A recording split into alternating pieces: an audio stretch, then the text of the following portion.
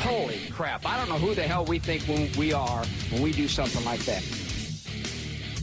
What's up, fight fans? This is the Combat Connection, and we're live on the Cageside Press YouTube channels.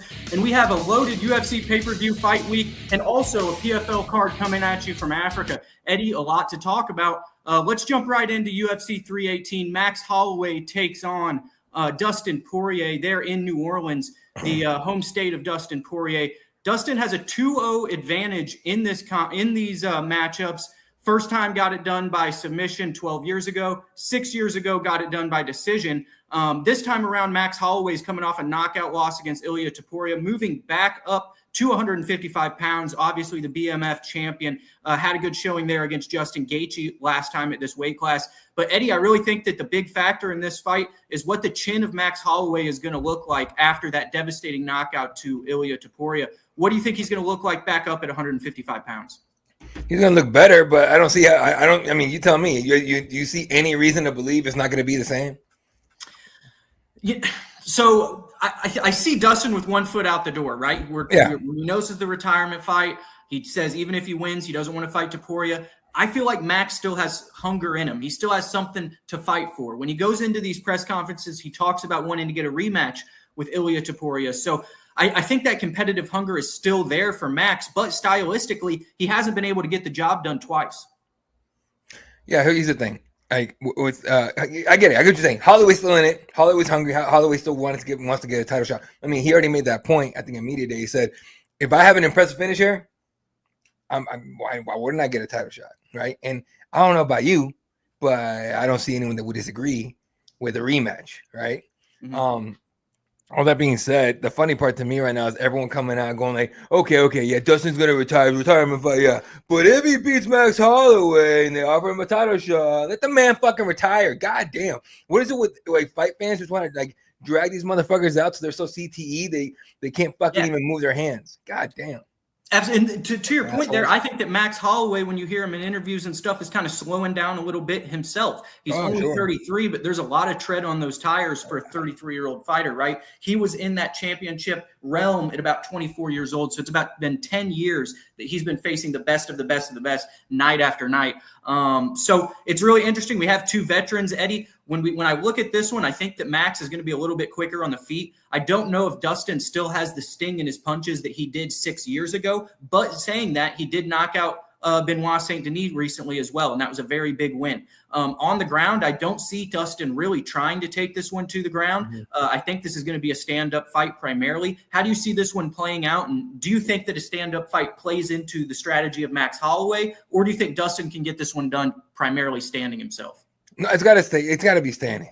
No one's trying to watch either one of these guys shoot on anybody. And Dustin ain't going to do it. The only time you ever see Dustin really on the ground is if he gets taken down or he drops somebody or whatever. Excuse me, or he gets dropped. So I don't see this. No one wants to see us on the ground, dude. Everyone wants to see these two guys stand up and throw at each other. Max coming out, I'm not coming off, but with that, UFC 303? Yeah, 300 or 303. We knocked out Justin. The 300? 300. 300. Yeah. The nasty last second, literally last second fucking stand on fucking this shit right here. Knockout. We want to see that. We are not trying to see you guys bro hug it out for 5 goddamn rounds. And they know it. Yeah, and the thing to me is he looked so great in that Justin fight, right? That was maybe the best he's ever looked in his entire career. Got $600,000 worth of bonuses that night. But coming back off a knockout loss, what is his chin going to look like? We've just seen this so many times in the past with Chuck Liddell. BJ Penn, Max Holloway's a guy he looked up to. We saw with him too, eventually got chinned and it just kept rolling downhill. Do you think that that is something that's going to happen with Max Holloway? Because when I look at Volkanovski, a guy who had got knocked out by Topuria, he bounced back well in that fight with Diego Lopez, right? So that might lead me to believe that Ilia Topuria is just that good and that Max Holloway might be able to still be at that same level he was for that Justin Gaethje fight or somewhere close to it. Every time we talk about Max Holloway slowing down, he shuts us the hell up. Fucking in grand fashion. Before the Cater fight, I remember when he beat the snot out of Calvin Cater, people were like, "Oh, Max, we know he's not old, but he's not champion anymore. He's not gonna do this and that." And he went in there and did this and that, motherfuckers. So then the Justin Gaethje fight, he's too small. Justin's so big. Justin's got so much more power. Who went to sleep that night? Come on, guys. Could he do it to Dustin Poirier? Absolutely, he could. Do I see it happening at home, in Dustin's home, Louisiana, New Orleans, the band playing, all the music, the food, the gumbo, all that stuff? Hell no. Dustin Poirier's not going to allow that. Now, he could be Dustin. The only way I see it happening is by decision. Exactly. That's what I was just going to say. The only way I see Max winning this fight is volume striking from the outside in a fight that somewhat Dustin's going to look stuck in mud, right? We talked about Max Holloway having the speed advantage in this one. Obviously, I think he's going to put more volume on Dustin. Can Dustin still hurt Max? Max's chin just came back from that knockout. We'll have to see. Eddie, which way are you going to go for your prediction? Oh, fuck. That's a tough one, dude. This is one of those fights for me. And I don't get too many of these. I don't think on the show I've ever said. Do we have the betting odds? Yeah, I'm putting it up right now. At the UFC website, which we know is notoriously awful. It might be the only thing PFL has on top of them, over them. The odds.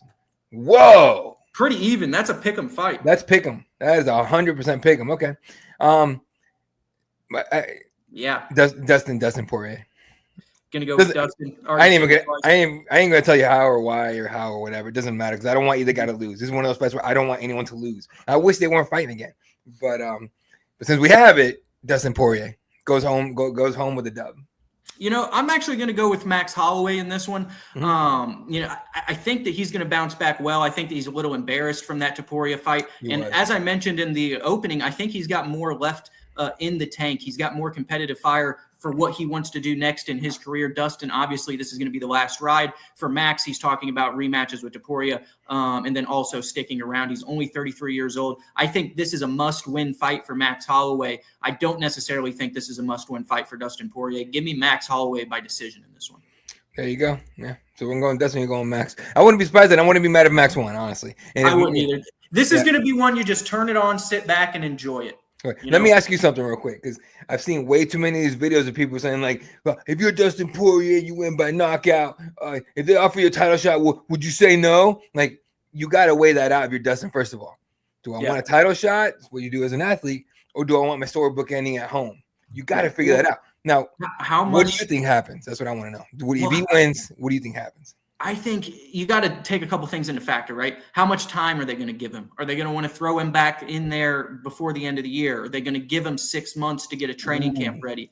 Is it going to be on the White House card next year, potentially, to maybe add some motivation for him to stick around? Or is it going to be at a Madison Square Garden? I think that the venue is going to matter a lot. I think that the fight is going to matter a lot. And I think that the timing of the fight is all three things that are going to have to be accounted for Dustin Poirier. If he goes out there and beats Max Holloway in the first round, Max's chin just isn't up to par to where it was, and Dustin catches him in round one and doesn't really get touched, I think it's going to be hard for him to sit there and say, you know what, this is it.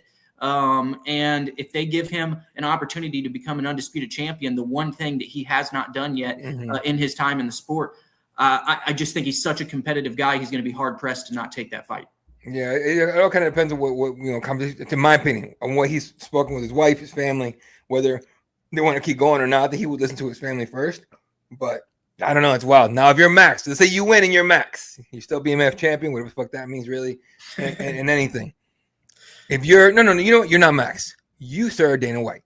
Max Holloway just knocked out Dustin Poirier on his farewell fight, held up the fucking BMF belt. Everyone's flipping the fuck out. Let's say, for the sake of argument, something spectacular like what he did with Justin Gaethje. Do you, Dana White, say, hey, Armin, you fucked your shot up by wrestling around with Nina? Hey, who else would be up for a title shot? Justin Gaethje. Hey, Justin, sorry, bro. Max Holloway. We'll give him a rematch. What do you do? Because there was such a definitive ending to that first fight, I don't think you can run it back like that. But the first name you mentioned is the one I would go to, Armin Tsarukyan. Tsarukyan, it's well known, is not going to get the next title shot. Probably going to be either Pimblett or Gaethje. I think you throw Holloway to Armin Tsarukyan if he wins. God damn. I didn't even think about that much. I think that's what you do. Honestly, if it's about Armin earning his title shot again, that's the move.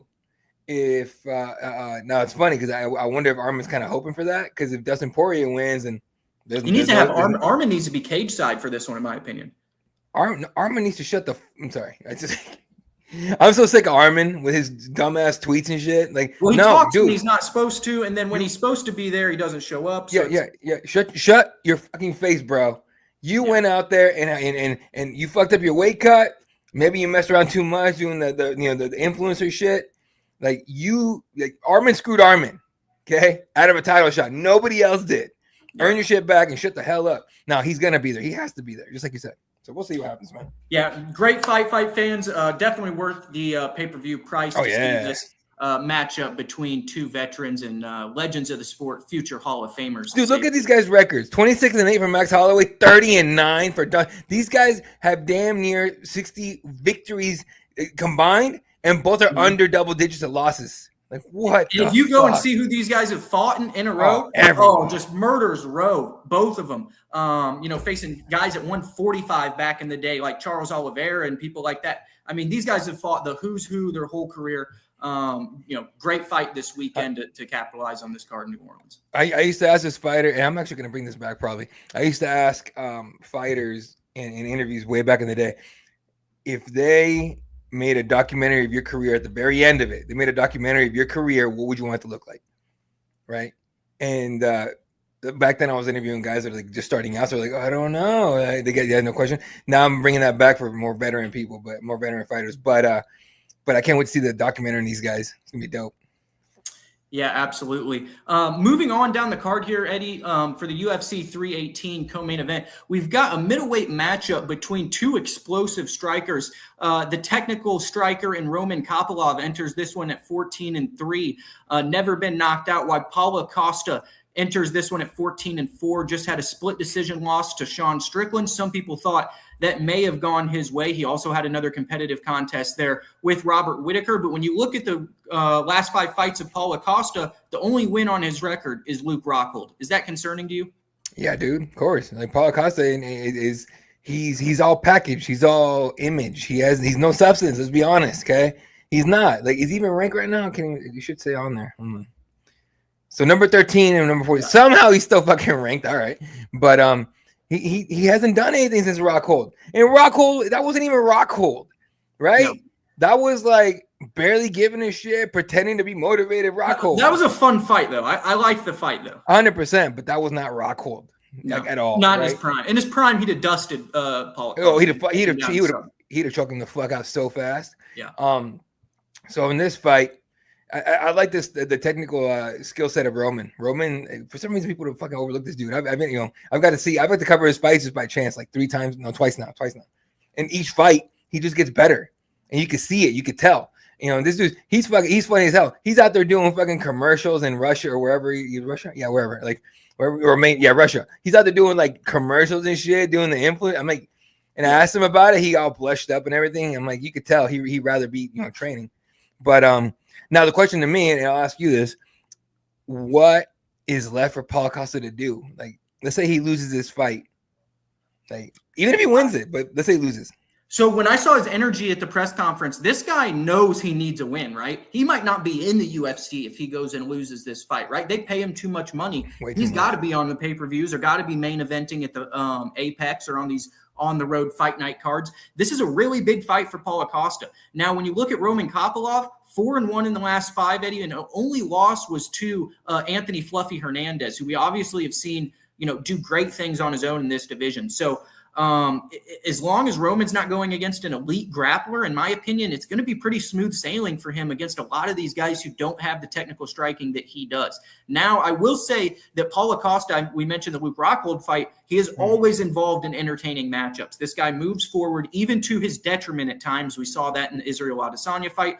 But when he fought Yoel Romero, when he fights Johnny Hendricks, I know that was one-sided, but his fights are always very entertaining and front runners for fight of the night, especially that Paulo Costa Yoel Romero contest. So I think that Paul is going to move forward on this one, but I think Roman's just going to be a little bit too quick on the feet. I expect him to throw that jab out there and use the leg kicks at distance. That kick to the body that he has is absolutely incredible. It's one of his best weapons. He scored a knockout on it in the past. I'm going to take Roman Kopylov by decision in this one, but I wouldn't be surprised if Paul Acosta gassed in the second or third round and Roman was able to get him out of there with an accumulation of shots.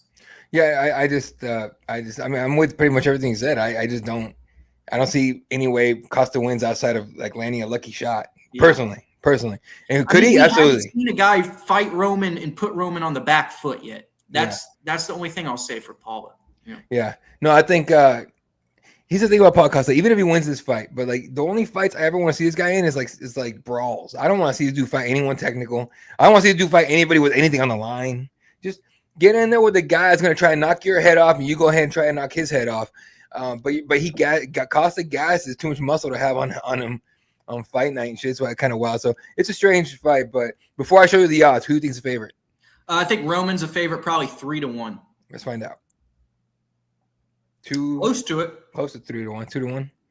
Yeah. Because I just don't think Paulo is going to go to the ground with him. And you mentioned who should Paulo fight next. I think a perfect match for him is Gregory Rodriguez.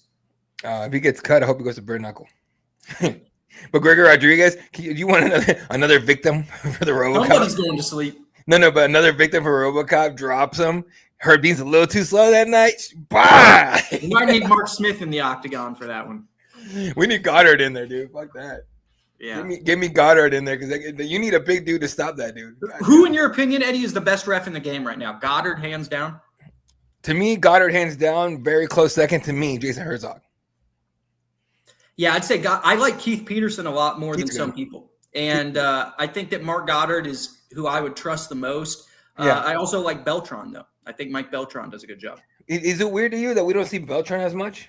We see him a lot. I think he does a lot of like the scoring and stuff like that. Yeah. Like I always see him outside the cage. Mm-hmm. Maybe he's monitoring the young officials, just making sure the judge. Maybe. I don't know, but like, I've seen him at more like PFL stuff than I have. He's more hands-on at PFL and Bellator. Very much. So I was wondering because I haven't like last time I talked to him, it was just like I was like, man, you doing every single UFC? He goes, yeah, no, it's cool. I love this job and shit. Now it's like I barely see him. I don't know. Yeah, great referee. But I've got Roman Kopylov in this one by decision. Which way you going, Eddie? Roman Kopylov decision. It'll be fun though. Yeah, decision. It'll be fun though.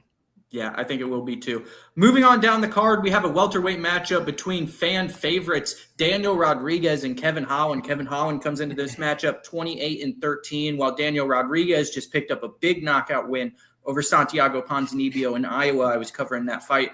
Moving his record to 19-5. D-Rod has looked great in his last two contests, picking up big wins. But is he going to be, fat? Here's my problem with D-Rod on the feet, right? He's a brawler. He gets into these fights that aren't the most technical, and that's the ones he really wins. But Kevin Holland is extremely fast on the feet. Mm-hmm. He's straight down the middle, 1-2. We've seen him clip guys with the straight left hand. I think Holland might be a little bit too quick for D-Rod on the feet. And if the fight somehow does hit the ground, Kevin Holland does have a submission threat with those long arm chokes, with the Darce chokes and stuff on the ground. He can pull some stuff off. So which way are you going in this one, Eddie? I think that I'm actually going to be leaning towards Kevin Holland in this matchup. D-Rod. I think D-Rod. I think they're going to battle. It's going to be a fun matchup. I don't think he's going to hit the ground personally, but Kevin Holland's been doing a lot of jiu-jitsu, like you said, a couple submissions here, so he could potentially do it. D-Rod's not shooting on nobody. He ain't trying to fucking grapple with you. He ain't trying to hug you. He's trying to knock you the fucking out, knock the hell out.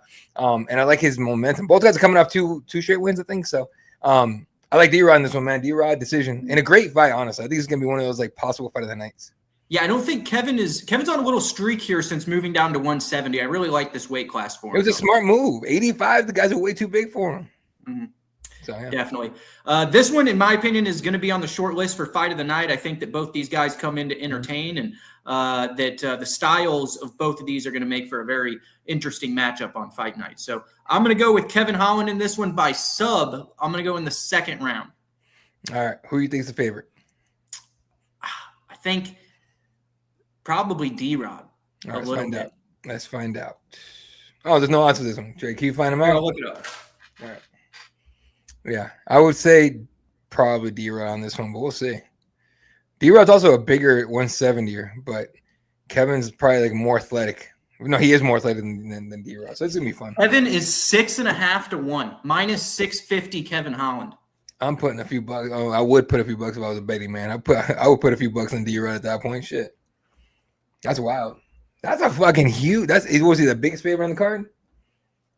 It's pretty close to it. Let me see. I just had to go to ESPN for those odds. Zellhuber is 6 to 1. Gautier over Robert Valentin is 6 to 1. Islam Dulatov is 7 to 1. Yeah, some pretty big favorites. If you're going to bet the underdogs this weekend, there's money to be made. But I don't think Kevin Holland is 6 to 1 over Daniel Rodriguez. Like that's a wide number, especially for Kevin Holland, who's inconsistent. We've seen this guy underperform at times. Kevin? Yeah. No, look. Here's the thing. Like I don't know shit about odds, bro. Honestly. Yeah. So I got a text last second, and I was like, "What the fuck?" Anyway, No, I'll tell you about it after. I'll tell you about it after the show. Anyway, go ahead. Yeah, but just like we've seen these fights in the past, like Ilya versus Oliveira, that was 3 to 1. This is double that. I give Rodriguez a lot more chance against Kevin Holland than what I would against Oliveira and Taporia. So maybe it's worth a bet if you guys have some money to spare out there. That kind of shit makes me want to like root for the underdog. That makes me. It really does, yeah. Motherfucker. Anyway, yeah. Makes you want to throw $5 or $10 on him and pay for pay-per-view. Yeah, just in case, at least, right? Yeah. But moving on down the card here, we do have an 145-pound matchup between Dan 50K Ige and former Bellator world champion Patricio Pitbull. Pitbull, one of the best fighters in the history of Bellator, and he's got wins over Michael Chandler. But when he showed up in the UFC in his first fight, struggled against Yair Rodriguez and the length there. We both predicted him to lose that fight. This time matched up against someone more his size, big punching power on the other side from Dan Ige. Pitbull can crack himself. Do you think someone's going to sleep in this one, Eddie? Oh man, no. I think these guys are gonna fucking brawl for 3 rounds, honestly. And it's going to be great, in my opinion. Here's the thing about this one. Is this the first time Dan Ige has a height advantage? It's got to be pretty close. He's a little guy. He's shorter than me. So it's just like, holy fuck, dude. I'm 5'10" on a good day. You're 5'7". That's crazy. And then, Pitbull coming in an inch shorter than that. So it's just interesting to me. But, look, Pitbull has to win this. He has to win. Anyone's going to be like, oh, he just had his debut. He lost. Yeah, okay, whatever. No big deal. He's got plenty. No. He's like, what is he, 40? He's up there. 38. Yep. 38 years old. But he might as well be 40 at this one. I can tell you from experience. Fucking your body starts breaking out at 37, 35 and shit. But has to win it. You cannot claim to be this killer that we saw at Bellator, come in the UFC and lose 2 in a row. Can't do it. Cannot happen. You cannot afford to let that happen, Pitbull, because he came in with a bunch of fanfare. We all gave it to him. Just like when Patchy Mix came in, right? Patchy comes in, drops the ball fucking horribly. And what do all the videos and all the tweets and all the posts say from all these assholes that never watch Bellator, not one time? It's not UFC level. Patchy sucks. Patchy's trash. Shut the fuck up. That dude is one of the biggest killers at 135 ever. Okay? Relax. Give him some time. He just got to the UFC. And I wish they had that kind of patience for Pitbull. They won't. He loses this. Pitbull sucks. He's 38 though. That you mentioned it. He's 38. So I think that the leash has got to be shorter than Patchy and Pico, right? We haven't seen Pico yet. Bro. But for Pitbull, we were at that fight in Chicago when Pitbull fought Sergio Pettis. Yeah. Sergio Pettis is a 135-pounder naturally, right? He's even competed at 125 here in the UFC. He got the jump on Pitbull, and Pitbull looked stuck in mud and slow in that one. Now, Ige is not the technical fast striker that Sergio Pettis is, but he just hasn't looked the best outside of that Jeremy Kennedy win. Yeah, look. And by the way, I did see some tweets after the that bullshit ass Jake Paul Mike Tyson fight. People were like, "Oh, Tyson's washed," and I'm like, "You asshole, he's 60." Fuck, there you go. Yeah, but I was like, they're like, "Tyson's washed," and I'm like, shut the fuck up, he's 60. Anyway, yeah. But I was checking for you on Dan Ige. He just fought Sean Woodson, who's the tallest guy in the division, now taking on one of the shortest guys. Dan Ige's got to be like, fuck it, just pay me. Just fucking pay me. End of the day, to me, Pitbull has to win it. I don't know who I'm going to pick here. I'm still thinking right now, but Pitbull has to win. Pitbull loses, dude, forget it. Forget all that talk about. Is it the end of the road for him if he loses? he should consider it. Maybe one more fight in Brazil, but that's about it.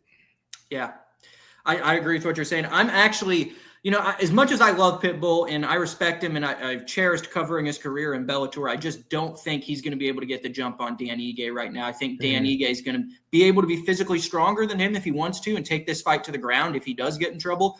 And if not, he has punching power as well. Now, if Pitbull goes and walks him down, makes Dan fight off the back foot and lands a big one like he did against Michael Chandler, that can happen, obviously, and it would be a great win for Pitbull, but I just don't see it happening at this stage of his career at 38 years old. I see Dan Ige kind of grinding out a decision win, like you were saying, and then at moments, I think these guys are going to stand and trade and make this an ugly one. First round's going to be good. Second round, it'll be good, solid. Third round's going to be 50K, Dan Ige. I think Dan Ige by decision. Yep, I'm going to go same way as you, Dan Ige by decision. This could be a very entertaining fight. I know that there's not a lot of star value or name value necessarily on this main card, fight fans, but a lot of these matchups are going to be highly entertaining and good stylistically for viewing push. Who you got as favorite? Who you think it is before I think that Ige is the favorite slightly. All right, let's find out. There you go. Yeah, There you go. We should. So moving on down the card here, Eddie, I do kind of have to complain a little bit before we get into this lightweight matchup because I don't know why we don't have Marvin Vettori and Brennan Allen on the main card and this headlining the prelims. I think the matchup between Vettori and Brennan Allen is something that fight fans were really looking forward to, especially after the casino incident at the Hard Rock there at that PFL event. But Michael Johnson's had a great career. I've been watching the guy since I was 12 years old. He's competed against everybody. Justin Gaethje, Nate Diaz, the list goes on and on. Got quality wins himself. I believe he actually holds a win over Dustin Poirier as well. But Daniel Zellhuber coming into this one, 6'1", very long, talented striker from Mexico. I've got Daniel Zellhuber in this one. I'm going to take him by knockout in the first round. Daniel Zellhuber is going to knock the dog shit out of Michael Johnson. That's just that. I don't see anything happening. Michael Johnson kind of, I want to say gets lucky, but he gets favorable matchups sometimes, right? He does have a win over Dustin, 100%. But the thing that made me laugh about this one is Zellhuber was at media day and they asked him, I think it might have been, it was Napoleon, our own Dylan Napoleon asked Daniel Zellhuber about a Ferrari that he drove in Vegas, right? And Daniel took it and was like, no, dude, that was just a cool experience because I could see what I want in life. Like I want this and I want that. And then he goes, what I don't want to do is I don't want to be fighting at 39 because I need money. He goes, like Michael Johnson. And then I'm like, ooh, shots fired, Mike. He just called you old and washed, bro. What the fuck?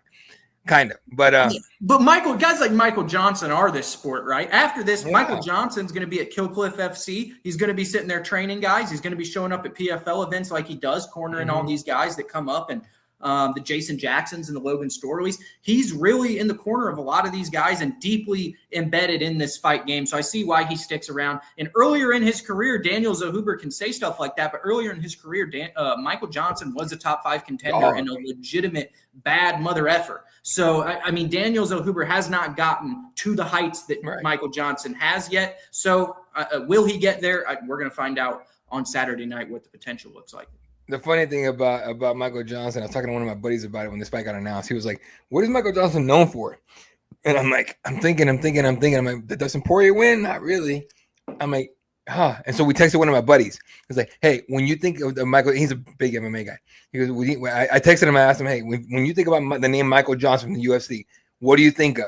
And he goes, hey, that's that motherfucker Nate beat the dog shit out of, and then called out Conor McGregor and gave us the best fucking fight ever when Nate choked out that little Irish prick. That's what he said. His words, not mine. He did make one of the best call outs in UFC history after beating Michael Johnson. Yeah. So, but he was like, that's what I remember Michael Johnson's bitch ass for. I'm like, dude, don't disrespect like that. He goes, you asked me the question, I just answered it. Don't get mad at me. I'm like, yeah.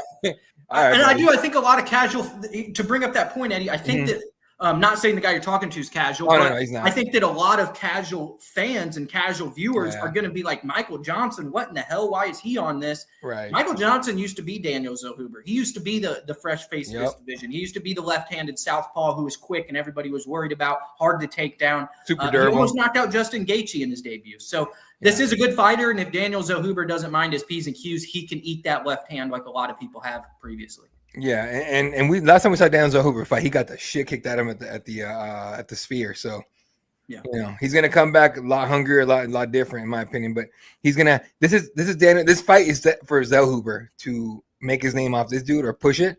And I think if Michael Johnson gets knocked out, we're gonna see that dude put the gloves down. Honestly, I do too. Yeah, and you know, if it's on a pay-per-view like this, that'd be a good moment for him. So I think that would be quality if he did. And but moving on down the card here, Eddie, to the fight that I mentioned previously. This one is a middleweight matchup between. Oh, I'm sorry. Who do you think the favorite is? Huge favorite for Zellhuber. I saw this one when I was scrolling. Oh, okay. 3-1. Is that 3-1? I thought it'd be bigger than that. Dude, so here's what I'm saying, Eddie. Do you think D-Rod is a 2 times underdog, or like 2 times more of an underdog than Michael Johnson? Hell no, shouldn't be. Because that's what they're saying. That's fucking ridiculous. All right, before we get into the Vittori. Oh no, we got to take about Kyler Phillips first. But yeah, you said you don't know why, you don't understand, like, you don't get why they're not. Yeah, I think the 2 matchups underneath it are like, I know that they're thinking that Zellhuber's going to knock him out and to start the card with some nice highlight and, you know, to get the card rolling. But the 2 fights before that are better fights, in my opinion. Fair enough. What fight do you replace with that one?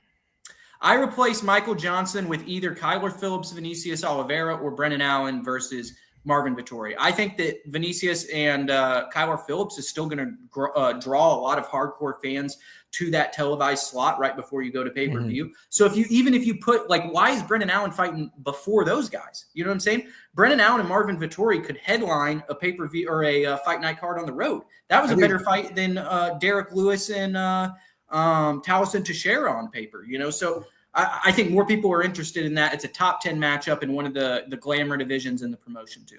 Yeah, I wonder when they make these cards, they tell these guys, hey, you're going to be on the main card. They don't want to take it back or whatever. But either way, it is. I think they kind of spread the wealth in this card a little bit. Vittori, Brandon Allen. I'm kind of partial to this one. Gautier, Valentin. I like the Jimmy Crute fight as well. The Jimmy Crute fight, but Jimmy Crute's kind of up and down. His ankle might go out, it might not. I know. He's looked good recently, though, since coming back. Yeah. Ryan Spann. Remember Ryan Spann used to be like a fucking, like a guy. I'm so over the Ryan Spann experiment. I'm so over it. Because he moved up to heavyweight and lost his first fight. I don't know much about Jackson McVeigh. What do you know about Jackson McVeigh? Not a 6-0. He's a big kid. 6'4", 6-0, taking on Bruno. Bruno's got a lot of experience. I mean, all I know is they gave him a rough matchup in his first fight at the UFC. Bruno Ferreira might fuck him up. Short notice too. He was supposed to fight somebody else last week, 2 weeks ago, I think. Anyway, but sorry. Yeah, getting back into Kyler Phillips, Vinicius Oliveira. I think Vinicius Oliveira is really. We were talking about him last time. He's one of the prospects to watch in this division. Is that Photoshop? What were we saying? Is that Photoshop, bro? Please tell me Kyler didn't let them make his hair like that. Kyler, they did not let you. You did not let them make the bro. No. Like, why you look like you like in the 90s bowl cut, like with a fucking with a mullet on the back, bro? That's terrible. God damn. Anyway, sorry. I mean, he normally had the long hair down to like his neck. Let it be long. Let it be long. He got the Karen haircut for no reason. All right, so basically, this is how I see this one going one of 2 ways. Kyler Phillips wins a decision. He takes Vinicius Oliveira, puts him on his ass and wrestles him to a win, or Vinicius Oliveira keeps this train going and knocks out Kyler Phillips, and the only way he finishes fights are viciously. So which one do you see this going? I see this being a boring fight because Vinicius wants that knockout and Kyler Phillips don't want to get hit. Not by Vinicius. I think Kyler's going to – I'm not going to say he's going to be crotch sniffing the whole time, but he damn sure wants his fight to hit the ground. Damn near has got to be. Yep. You know? So I would go – I'm going to go Kyler Phillips with a boring decision win, personally. Okay. Yeah, what are the odds on this one? I could see that happening, Eddie. Definitely. No, they don't have him up. They don't have him up on this one. Can you look it up? Let me look here. I am going to go with Vinicius Oliveira in this one, though. I think that he's just a really athletic guy, and it's hard for someone to sit there and repeatedly take him down for 15 minutes. Now, in his first fight in the UFC, he did get taken down a couple times, but found that knockout. He can do it with flying knees. He can do it with the left hand. He's not the most technical guy in the world. He's kind of a whirlwind. He goes in there and just tries to get you out of there as fast as possible. But he's a lot to handle, and I'm going to take Vinicius Oliveira in this one. Late knockout, 3rd round. All right. Yeah, I'm taking Kyler Phillips with a boring-ass decision, but, a win. I think it's going to be a good one, though. Yeah, it'll be solid. I mean, if Kyler stands a little bit, it'll be fun, but I don't know. Yeah. I mean, his nickname is the hybrid, isn't it? So The hybrid. It could also be the needle from back in the day. It could also be the terrible hair. No, it's not terrible. He's doing his thing. Anyway, go ahead. But moving on down here is the middleweight matchup. We've been talking about Brendan Allen versus Marvin Vettori. These two fought in a casino. Now 2 years later, we'll be fighting each other in the New Orleans Smoothie King Center. Pardon me. Brendan Allen, 24-7, jiu-jitsu black belt. Really does his best work on the ground. Marvin Vettori, hard to take down, has a granite chin. Went out there against Roman Dolidze last time and fell short. He's fallen on hard times personally. He's had to overcome some tragedy in his personal life. I don't know if that's taking a toll on him or took a toll on him in that Dolidze contest, but he's got to come in motivated and in this highly competitive matchup with Brendan Allen, kind of reinvigorated for what can happen in his career with a win this weekend. Eddie, I think that a win for one of these two guys is going to put him back into a top 5 matchup. They both have big names. Marvin Vettori, obviously a former title challenger, and Brendan Allen, somebody who's good on the mic. The media loves him, and he has a entertaining style when the fight hits the floor. How do you see this one going? I kind of see this striker versus grappler, but Brendan Allen has some threats standing as well. Yeah, I got Brandon Allen, dude. It's just smothered. I just like you're sick of the Ryan Spann experiment. I'm sick as fuck of the Marvin Vettori experiment. Every time he fights, like I'm gonna kill him. I'm gonna do this. I'm gonna do that. He does none of that. Like I'm just sick of it, and I'm done. Like, show up and do your thing, bro. Like, put hands on the dude. Now Brandon's not gonna let him. Brandon's gonna shoot on him and take him down and make it as ugly as he can. I don't know if you ever saw Alan Fluffy back in the LFA days. It's gonna be kind of like that, but Fluffy was the one doing the ass whooping. Yeah, but they just fought again, but yeah. But Vettori, I just don't see him having much left in terms of in the UFC. Yeah. So here's the thing with Vettori is the output, right? He's one of the toughest guys we've seen, right? He's got a granite chin, Mark Hunt-like chin, walks forward on anything. If he can take Roman Dolidze's shots and Izzy's shots, he can take anybody's shots. But the output isn't there, right? The volume. How is he going to win fights? I understand he's a tough guy. I understand he can take punishment and he's going to be there for 15 minutes. He's got great cardio. But what are we talking about? It's not like he's got a big left hand. It's not like he's a knockout artist. It's not like he necessarily is the best volume striker either. Like I said, the output hasn't been in there in some of those fights like Dolidze where you got guys throwing 15 punches around, 20 punches around. So I just don't really see how Marvin Vettori is going to win this fight. He's not going to submit Brendan Allen. I don't see him knocking Brendan Allen out clean. I think Brendan Allen's going to have a better obviously he's going to be better on the ground and standing. I think that he's going to put more volume on him with kicks and other weapons as well. Yeah, no, it's all Brendan Allen, dude. That's all. Decision for Allen in this one. It's a decision for Allen, and to be honest with you, I'm not really impressed with Brendan Allen either. Like, I'm not gonna sit here and tell you he'll ever be champion because I don't think he will. But yeah, man, weird shit has happened. But I'm damn sure just done with Marvin. Like this guy, come on, bro. Like, come on. And then like they asked him today. So Brendan went first, or yesterday. Brendan went first in media day. He literally gave like almost like a detailed, like I don't know if you saw it. He gave almost like a detailed fucking like play-by-play of literally of what happened at the casino fight. And they asked Marvin about it. He was like, it is what it is. It is what it is. I was, nothing happened. It is what it is. And I'm like, nah, bro, because you look terrible that night. That was not a good look for you, bro. You should have said. He should have said like, "Oh no, he's a bitch. Fuck him. I'm gonna knock him on the cage. Just let it fit at that." But Marvin can't talk well. To be fair, though, we don't know the condition of either of those guys because they were at the PFL event as fans. So Marvin Vettori could have had like 8 beers and had like the number 8 guy in the world coming after him, and he just was like, "All right, I survived. I did all right." Tuco Tocos is in his face. He was getting throwing hands at Tuco. Apparently, according to Brendan, watch his media day like from the start. Like they get right into it. They get like it's a few minutes thing, but you get like an idea of what happens. Brendan gives you like almost like a play-by-play. It's kind of cool. Marvin was kind of like, it is what it is, which tells me like, oh, you're a little embarrassed, bro. All right, that's all right. Yeah. Don't know if either of those guys were under the influence of anything that night, but both of them will be sober coming in this weekend. But I'm going to take Brendan Allen by this one in decision. What do we got the odds at, Eddie? No, they don't have him. No. They don't have us for the rest of the card. You're killing me, guys. You're killing me. Minus 210 for Brendan Allen, plus 175 for Marvin Vettori. I like those odds. Brendan Allen money line. I like him by decision as well. Wouldn't be surprised if he can find a way to get a submission either. So if I was Marvin, and I lose, I would send Jonathan Coachman in there to talk for me to the media. brother. Fuck it. He might be seeing Jonathan Coachman if he loses this fight. In a little bit. In the PFL. You know where Marvin would be dope? Fucking bare knuckle. Eddie, he'd be good at bare knuckle because of the chin. 100%. And he hits like a truck when he wants to. Yeah. Eddie, moving down the card here, Eddie, we talked about Jackson McVeigh and Bruno a little bit. Francisco Prado is obviously a very talented, athletic kid from Argentina. Fun. I think Robert Valentine's going to have a rough night. Yeah, he's going to get fucked up. Yeah. Dumatov probably gets it done. You got Fugit or you got No. I don't got anything on Fugit, bye, bro. See ya, bro. Take care. I know you're in Arizona now, bro. I'm sorry. See ya. I like Jimmy Crute to get it done over Marcin Prachnio. I'm not the biggest fan of Marcin Prachnio. I think that Jimmy Crute's an athletic guy, and he's big, and that's going to be good enough to get the win. I think Marcin's sneaky good. I think he'll pull this off, but we'll see. Okay. Who you think on the Ryan Spann experiment? Who you taking?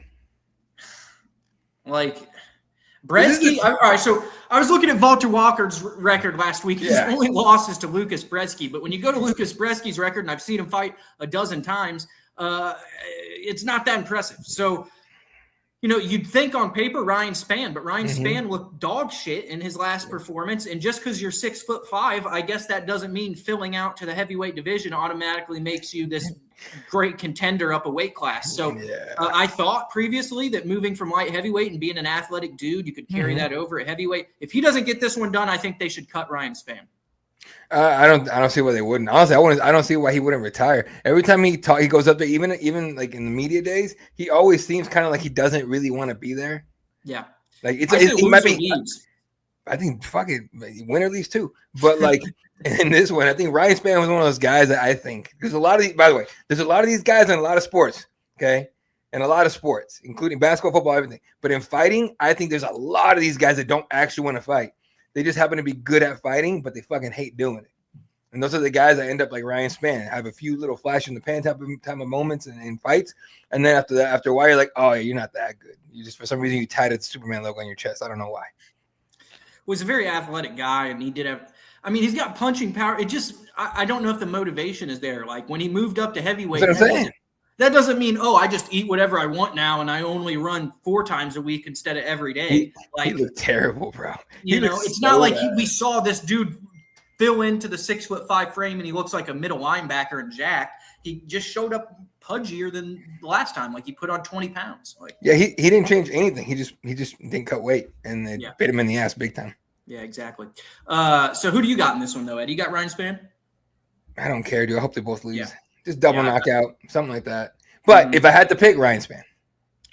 All right, fight fans, that is our coverage for UFC 318 this weekend. We will bring you guys everything else, but we're going to get into some news real quick from this last week. We're not going to talk on this one too much, but Conor McGregor got put out on the internet by a female rapper. He's lifting weights. That was awesome. With a certain part of his body in some video and sent it around. Eddie, this is a terrible look for our sport. I don't know what this means for McGregor. I don't think he's going to have a chance to be the president of Ireland. And he might have just exited from the UFC as well, because I don't know if he's going to talk about this in the media. Who, Conor? Yeah. No, like he comes back. This is going to be one of the questions asked to him. Like he's not going to want to sit there and talk about that. Look, brother. Look, man. Conor came out with today or yesterday was like, I'm back at the testing pool. I'm going to fight at the White House. Bro, that's a year away, dog. You ain't fighting ever again. Stop. Just fucking stop. You know how many times Conor can get arrested in a calendar year? A lot. You know what I'm saying? Like a year from now, it's like, brother, that could be 2 arrests from now. You could be in jail. Like, dude, he put his willy out there and shit. You know what the funniest fucking post I saw was? One dude retweeted an edited. I didn't see the actual picture, by the way. Like thank God I missed it. I saw what was going on. No. So like I opened up Twitter and I went right in my DMs. I had a bunch of notifications, but my DMs had like 10. I'm like, what the fuck? So I go in there. Every chat I'm in was talking about it, right? And they're like, one guy, and the first one I click on is one of my buddies goes, I just opened the app, man. What the fuck? And I'm like, what happened? He goes, Conor's dick's on the internet. And I'm like, see ya. I ain't trying to see no, you know? And so anyway, so when I finally got back on later, I think it was after work. It was like the edited version, or whatever. And my buddy retweeted it. And he goes, He goes, this makes me feel a lot better about myself. I have the same size dick as Conor McGregor. Perfect. He goes, normal, nothing impressive whatsoever. And I was like, oh my God. Now, you know who I don't feel bad for anymore is D. Devlin. I felt bad for her before. One of my buddies now I'm asked like, me, they're like, I don't know how this happens. I know how it happens. He brings home $100 million a year, and she sits there and puts up with it. The same way LeBron James' wife puts up with it when he's on this the boulevard with Margot Robbie last year, and paparazzi are taking pictures of him. You know what I'm saying? It's like when you bring home so much money, at some point, it's like you provide. I can't find a man who provides like that. That's why you see all these athletes getting divorced like years after they finish their careers. When that money stops coming in. Then you're nothing special now, bro. And then it turns out then now these family, these women got to deal with who these guys really are. And they're like, oh, you actually suck. Yeah. Get away from me. It's weird. But anyway, in terms of the Conor thing, that is just another fuck up in Conor's world. And it is what it is. We all kind of laugh about it. But at the end of the day, when they write the Conor McGregor book in a few years, whenever he retires or whenever, well, he's never fighting again. He's retired basically. So whenever they write that book, we're going to see all the examples of all these fuck ups. It's not going to be fun anymore. It's going to be sad as fuck. Arrested for throwing a dude's phone on the ground, punched a dude at a geezer, rape allegation, beat a DJ up. Those are all in the last year and a half. So when I was saying like 12 months is a long time for Conor McGregor, it really is. Like he can get himself in a lot of trouble. Yeah, no, it's going to be, I don't buy it. And honestly, you tell me, because I don't give a fuck if he fights again. Even if he fights again, I'm like, we'll cover it. Of course, we'll cover MMA. But I'm not going to say, like, fuck yeah, Conor's back. No, I'm not going to care anymore because you talked, not you, but Conor McGregor talked so much shit. And in the last how many every year since he broke his leg and then, hurt his little pinky toe before he fought Michael Chandler, he talked so much shit. How many times has he backed it up in that time? Fucking nil. Right? Yeah. So, Conor, until you come back and actually back up what you say, I don't think anyone should give a fuck. They will, because people are not huggers and shit, but I don't give a shit. I don't. I'm done. Yeah. But moving on here, Eddie, we did have some other news. Quickly, we're going to talk about two things that Dana White discussed at the press conference. He said that this is a real deal with the White House card. He wants to put it on the South Lawn. He doesn't know necessarily how many people will be in attendance, but he says this is going to be the best fight card. In some media interviews that he's come out and done, said this is going to be the best fight card that he's ever promoted. I don't know if that's necessarily attainable. What do you think? Do you think this is going to be a Jones, McGregor, Topuria, like UFC 200 type card or UFC 100 type card? How much stock do you put into Dana's comments? If it happens, I don't think it will, but if it does, okay, which first of all, if it does, hey man, fucking power to you, bro. If anyone's gonna do it, it's Dana White. But they're gonna fucking put together this crazy massive card, right? 2 weeks before the fights. The MMA gods are gonna come out like, oh, okay, motherfucker. Are you want to support this motherfucker that's going like, well, we still talking about Epstein. We're talking about Epstein because I'm on the list and I don't want you guys to know about it. So why are we still talking about Epstein? Really? And it's gonna rain, Eddie. Hey, it's gonna rain. John Jones broken leg. Conor McGregor broken fucking everything. Fucking every just slashing. And it's gonna be like card. It'll rain on fight. And the one person that shouldn't be laughing will be laughing, and Don fucking Davis sitting at home going, ha, ha, ha, and they tweeting out bullshit. Yeah. But no, in all seriousness, but this, we'll see what happens. I hope it happens. I'm going to say this, cautiously optimistic at this point. I'm not even there. I just like, You know what I mean? Like, it just seems very gimmicky to me. It seems super gimmicky to me. A lot of people are like, oh, it's historic. No, it's not. It's Let's get into the big topic of that, though. Do you think the UFC is being too political right now? Obviously, Dana White is friends with Donald Trump, kind of dancing around the question. Are you sick of politics in your combat sports? How do I put this? Is it weird to you that every time the Donald shows up to a UFC fight, it seems like all the fighters are blowing him? It's weird to me. Like, are you telling me every fucking fighter? I go up to him. It's the president, right? Like, it's at some point you could say, yeah, I knocked a dude out tonight and I shook hands with the president. It was one of the best nights of my life, regardless. I didn't necessarily like the guy, but he's an influential dude and he was at my event. No doubt about it. But when we're sitting here and it's like, oh, Donald Trump, oh my God. And you're just like dedicating a win to this dude who doesn't even know your name. It's like, it's a little too much for me. And if he came to 2 cards a year, say he came to International Fight Week in the Madison Square Garden card because he's from New York, that would make a lot of sense. But when he's showing up at fights that he has no clue who these guys are. No, I give Donald credit for helping out the UFC and Dana White back in the day, putting him, in Trump Tower or Trump, the Trump Taj spots. Mahal. There you go. Thank you, the Taj Mahal. You got to give that man credit. He fucking stepped up for the UFC and Dana White 100%. To me, at this point, he's basically Taylor Swift at a Kansas Chiefs game. Honestly, everyone bitches about every time the ball's even thrown Travis's way. Everyone, go see what Taylor looks like. Right? It's the same shit. Donald's kind of the prop, is what you're saying. He's a prop. It's the same shit, dude. It's the same shit. I'm telling you, that's what it is. Because there's a large part of the fan base, not most of it, and I don't know if they still are after this whole Epstein list thing, but it's a lot of fans that support that dude, right? Which cool. Look, end of the day, as far as is it being too political, that's up to the viewers and whatnot. It's up to fans and everything. To me, that kind of shit doesn't really bother me, right? What bothers me is Kid Rock looks like he smells like cigarettes and asshole, and he comes in with that god awful song, and everyone's just like, "Oh fuck yeah, Kid Rock," and I'm like, "Shut up! That guy smells like ass. There's no way he doesn't stink like ass." He's at a Keith Peterson party. He's the asshole, isn't he? The dipshit. Yeah, right. Isn't he the asshole that fucking shot up a 30-pack of Bud Light? Yeah, that's him. That's him. First of all, that whole thing with Bud Light. If you didn't laugh at the whole situation, first of all, if you got mad at it, you're an idiot. Because that was comedy gold. That Bud Light stuff that is so hard. Kid fucking Rock bought a 30-pack and shot it for the internet. Like 6 of them. Bro, Idiocracy was not a movie. Idiocracy, folks, especially young people. If you haven't seen it, please go watch it. Idiocracy was a goddamn documentary. Anyway, but as far as it's being too political, it's up to the viewer. It doesn't bother me, really. Even if Donald shows up, cool. I'm just glad I don't show up to the ones that he cut, that cover the ones that he shows up at, because oh my God, dude, to have to wait for Secret Service to vet everybody is so fucking annoying. And that's my point. Somebody asked me today, they were like, "Hey, do you think we'll get credentials to the White House fight?" And I'm like, no. They're like, "Are you going?" I'm like, I don't want to go. I'll bet. If they give the top sites, they got to give us a credential. Just 3 of them. But it won't be us, dude. I'm telling you right now. He's saying he's only crediting 3 people. No. There has been nothing official been said at all. What I'm saying is I'm predicting it'll be like the top 3 outlets, okay? Because dude, CNN's gonna show up with the arm. Not CNN, okay? Maybe. Oh, that's true. Fox News is gonna show up. CNN's gonna show up. MSNBC is gonna show up. The world. Look, this is not okay. Let me tell you guys what this is, okay? This alleged White House card has nothing to do with fighting. Nothing.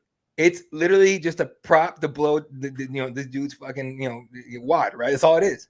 So they're gonna invite all the world media, and they're gonna show up, right? Rightfully so. So will MMA media get credentials? Probably not. Probably not a lot of us. Probably like 2 or 3 of us, right? But again, I just that would suck. Yeah. But for the it'd be a pain in the fucking ass to get in there anyway, personally. And I know one of our guys wants to. He has dibs on it already, and he wants to go. And I'm like, hey, have at it, my boy. I will watch you from here. I do not care. And honestly, if I lived nearby, I'd be like, all right, fuck it. I'll buy. We'll see what happens if I can get it. But either way. All right, so fight fans, quickly, we have a couple more fights we got to break down. Saturday, there is a PFL Africa card. We're going to break down the co-main and main event. Main event is Johnny Eblen versus Castelo Von Steenis. We actually have an interview up with Castelo Von Steenis on our YouTube page. I talked with him almost 2 weeks ago, and he talked about how he's going to finish Johnny Eblen. He's very motivated coming into this one. His brother's competing over there in PFL Europe as well. Castelo Von Steenis is a finisher. He's got wins over Fabian Edwards and some other top challengers as well. He did lose a fight to John Salter where he was controlled on the ground by a dominant wrestler. Now he's going to be fighting Johnny Eblen, who's an undefeated dominant wrestler as well, just like John Salter.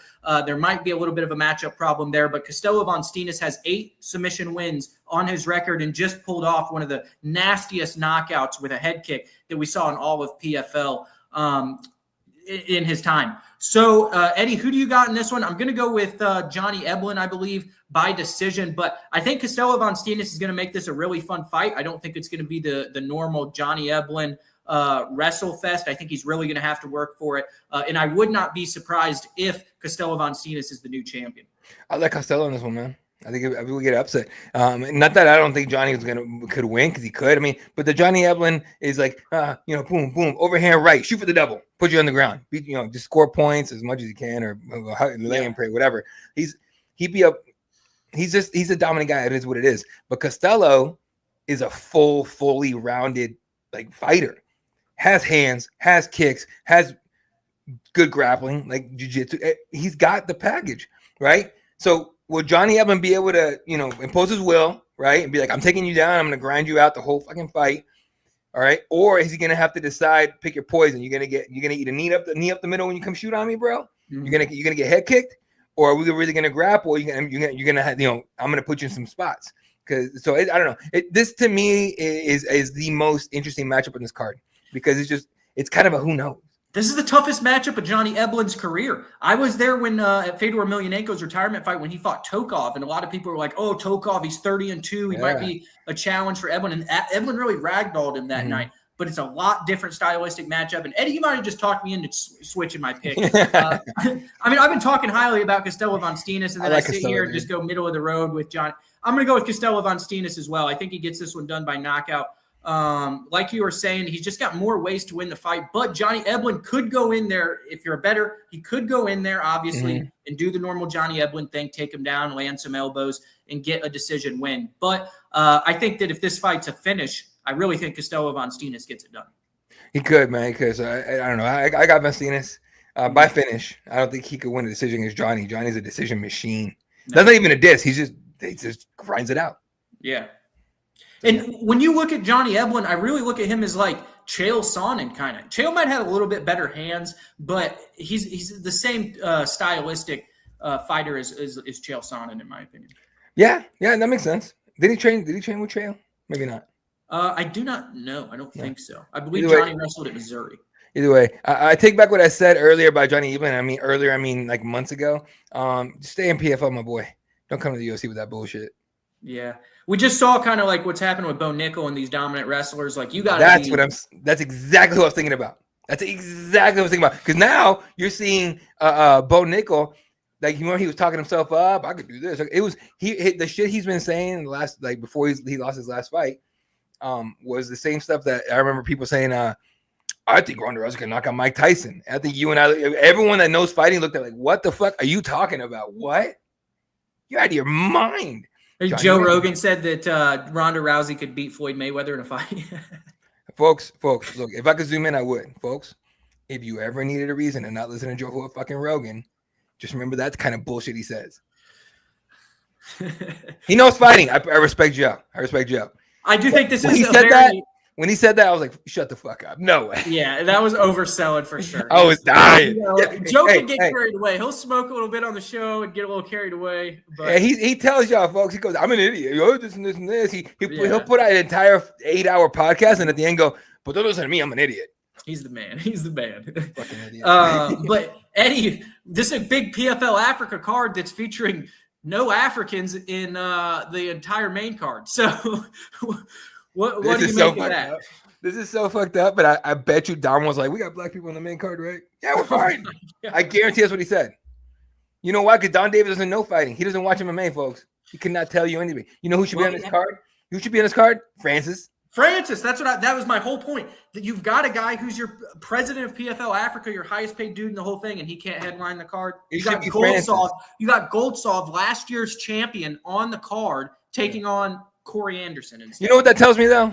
I'm not dying to see Goldsov and Ngannou, but I'd watch it. You know what it tells me? That PFL don't have the money to pay Francis Ngannou. That's it. I think they don't have the money to pay for him because he gets so much fucking money to fight. Like they're probably like, oh, can we get Francis? We can't afford him. You out of your fucking mind? And so Francis is like, oh, you're not you can't pay me? I'm gonna go box. Yeah, it's frustrating at this point, but without talking too much about that, there are some good fights on here. I do like Goldsov and Anderson. Anderson moving up to the heavyweight division. I like Makeem Magomedov. I think it's a good one. Yeah, Magomedov is the guy who lost to Henry Corrales when we were there in California, correct? I believe his lone loss is to Henry Corrales. I believe so. Let me confirm that for you, but I think you're right. Bellator 292. 290. That's close. It is Ahmed Magomedov. Yeah. I'm going to take AJ McKee in that one. I think he gets back in the win column after the loss to Paul Hughes. He's probably a little pissed off and wants to get some, get a little bit of a get back for that loss. He kind of got trashed publicly. People were saying he's not as good as, some people were saying when he was in Bellator. I think McKee gets the job done in impressive fashion against Magomedov. Now, Eddie, we've been talking about her. Dakota Ditcheva is the face of this promotion from a female's MMA perspective. She's going to be taking on Inaba in this one, who we've seen in Bellator a couple of times. Big underdog is Sumiko Inaba in this one, but she is 8-1. This is going to be a technical fight, in my opinion. She's not going to go in there and just get knocked out in the first round. I mean, she may, but I think she's got some good grappling as well. How long does she last with Dakota Ditcheva? Half a round. Really? You don't think she gets through the first 5? Sumiko's so cool. She's so much fun to talk to. Super nice. If y'all ain't never fucking met a nicer person than Sumiko Inaba ever, okay? But unless she dives in there and gets a quick heel hook or some shit like that, where Dakota's reaching with a long ass arm to try and get her, do you see any way to victory for her? Because I don't. Dakota's gonna keep her at bay. Head kick, body kick, or just body kick, and then the head kick's not even a head kick for her. It's like a fucking body kick at that point. Like it's so fast. She throws it up so fast too. I honestly think this is one of those like PFL saw with Dakota, because you remember Dakota started talking about it. Like I'm just trying to have hope. That's literally what she said. I'm just trying to have hope that I'm gonna get a fight. And they heard like, oh shit, we gotta get anybody. You want to fight her? Yeah, dope. Let's go. Because it's a terrible matchup. Terrible. She's too big for it, right? Like massive. Nico can't take her to the ground, and she's not on the feet. It's lost hope. So yeah, no, it doesn't matter. Tough matchup. Now if Sumiko pulls it off, like, one of the biggest upsets in women's MMA history. Yeah. But PFL, it's not even a cash cow because PFL's not making money. But like they might go bankrupt. Their big, their biggest attraction. Their biggest attraction this could be Seth Petrozelli versus Kimbo Slice. Yes. Oh my God, that's exactly what else. Yeah, 100%. So Dakota by just fucking maybe halfway through the first round by knockout, murder, whatever you want to call it. Poor little Sumiko. Yeah. You know what, Sumiko? I hope they're paying you a fuck ton for this fight. This horseshit. Yeah, I hope so too. But that is the card from Africa this weekend. Fight fans, if you're interested in the PFL, you can catch that on ESPN Plus as well. I believe that one has an earlier start time before the UFC. Or don't catch it. You know why? Because Don Davis doesn't care if you watch it because he just thinks he's still growing. Actually, Eddie, I'm talking out of my ass. Is this even on ESPN Plus? Because they have to have a broadcasting deal with countries outside the United States. Are we going to get Cedric Doomdade or Paul Hughes in Ireland? Oh my God, dude! Can you imagine? Okay, let me click on how to watch. Okay. Oh no, ESPN Plus in the States. Oh, because this fight's early, so it's not even gonna be at the same time as the UFC. Although if I was the UFC, I'd be like, we're having a double card. We're having a double card today. We're having a double card. No one's gonna watch it. I would be a dick. Like if I was Dana White, I would actively be trying to bankrupt PFL. I mean, I'm not gonna. Casual sports fans are not going to watch that over Major League Baseball or whatever the hell's going on Saturday night. And baseball's not okay. I know you're a ball player guy. Yeah. No disrespect to you, but on TV, it's god awful. My opinion, god awful. Unless, hey, bring roids back, Manfred. Bring the roids back. God damn. Yeah, so that's what we've got for the previews and predictions for the fight cards this weekend. You can catch UFC 318 and PFL Africa on Saturday. Both are exclusively on ESPN Plus. Eddie, do you want to talk?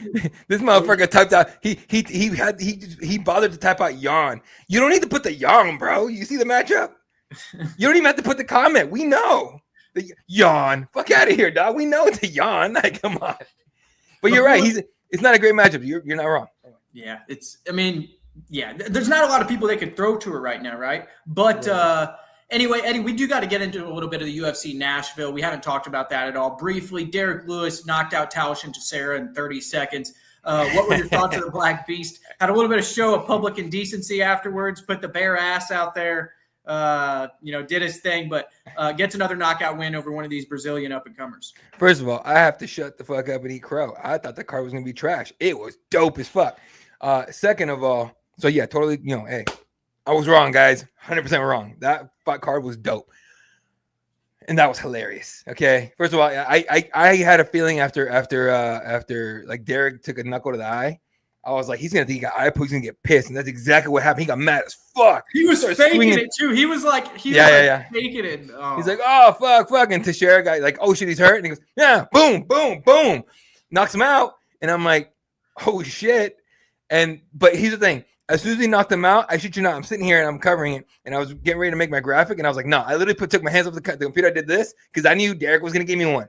Derek was gonna give me one. He gave me like 10. It was awesome. And then like in the post-fight interview, like, what's next for you? He goes, man, I've been gone for 2 weeks. But my wife is next. She knows what's coming. She knows what's. I forgot what he said, but I was fucking dying. He said he's gonna ground and pound his wife. Yeah. He's gonna get that ground and pound, man. I'm like, and his wife's right there. She's all turning, as red as she can. It was hilarious, but I fucking we need guys like Derek Lewis around for a while. Eddie, Walter Walker entered last weekend as an underdog. Walter Walker is better than Taliesin Teixeira. Like, that would have been a better matchup versus Derek Lewis than Teixeira. It would have been a better matchup, but we don't get that finish. No. We don't. By the way, Walter Walker, holy shit. Immediate diving for ankles. And dude, the way he did it was so sick because he was way too high on the back, and it was on purpose. He was setting up the heel hook. He let himself drop right into it. Right? We train that.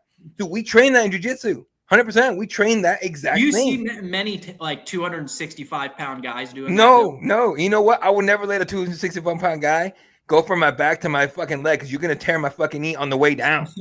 Okay? That was terrible. But, that's terrible in terms of training or whatever. But man, he's at 3 in a row. It's 3 in a row for him. That's fucking nuts. That's going to be a fun little, what do you call it? Trivia fact. Yeah, and you know who I want to see him fight next is his brother. Hines. Oh, never mind. What were you saying? His brother. No, just kidding. I want to see him fight that Alvin Hines guy who made his debut. No, he's gonna heel hook him too. I know. I don't want that. I want Alvin Hines in the fight with someone that's gonna throw hands with him like that, like the just psycho shit. That's what I want. But anyway. All right. Is there anything else that you think we need to touch on from last week? Bonfim kind of lackluster decision. Stevie Garcia beats Calvin Kattar by UD. Morgan Charrier, Nate Landwehr is worth a mention. He got the knockout win there in a back and forth slugfest. That was Chris Curtis. Chris Curtis gets a split decision victory, which doesn't fucking happen ever. Max Griffin, yeah. He got it, and it was one of those, like, to me, it was one of those weird, like, I got nothing out of that, dude. I usually root for Chris Curtis, which I'm one of the very few. I didn't realize everyone hated Chris Curtis. We have there's a reason why I have respect for Chris Curtis, and I'm not gonna. I've talked about it on shows before. I'm not gonna, bring it up again. But I have respect for Chris Curtis overall. But I like that the fight was like shortly after he and Strickland went in there and started putting. He didn't do it, but Strickland put hands on that one dude at that Tough Enough card. Do you remember that? Yeah. We were talking about it. It was like shortly after that. I was like, man, Chris Curtis is everywhere. But anyway, but either way, did you ask him about that at media day? No, yeah, they must have. I didn't watch it. I didn't watch it. I was also at watching the press conference, and nobody asked Paul Acosta about his weight cut. He's been terrible on the scales previously. I wonder how he's doing so far. I think we all expect him to miss or just look like shit. I mean, that would be fucking terrible if he missed the co-main event, got pulled. It won't get pulled. Like, he'll get fined, but because Roman knows he's a huge deal for Roman Kopylov. Co-main event in a pay-per-view, bro. Yeah, Roman's game enough where even if he misses by 2 or 3, he'd probably. I can see Costa doing that, missing on purpose, and then having like a weight advantage. That'd be fucking wild. Anyway, nothing else on that card. All right, fight fans, that's our coverage from UFC Nashville, our preview and predictions from UFC 315 and PFL Africa on Saturday night. You can catch both of those on ESPN+. We will be live next Wednesday. Had a little bit of technical difficulties last night, or we would have came to you at the normally scheduled time at 7 p.m. Next Wednesday at 7 o'clock, we'll be reviewing anything from this past weekend, and then also looking ahead to any main MMA cards that could be coming up. Thanks for joining us. Fight on, Ben Askren. Yep.